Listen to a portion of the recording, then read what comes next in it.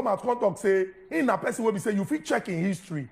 And if you check in history, right from the time when he be member of the economic management team of former, you know, say we don't get too former now. Former President Goodluck Ebele Jonathan saying they among the people where they come and they talk say this subsidy will remove them. And the reason is because of say it just be like say we they pay people and those people just they feed fat while the rest of the country they suffer and the pocket of the country they lean they go.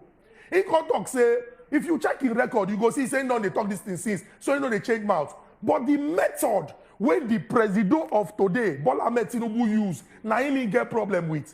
He say, he go come out time, but he gets this way you suppose don't put in place when go cushion the effect of the pressure when we say people go feel. He give example. He say, for example, if person go meet dentist, that is person when we say they check teeth, and the dentist won't work on that teeth. The dentist no go just bring out in device, come pull out that particular tooth when we say no good.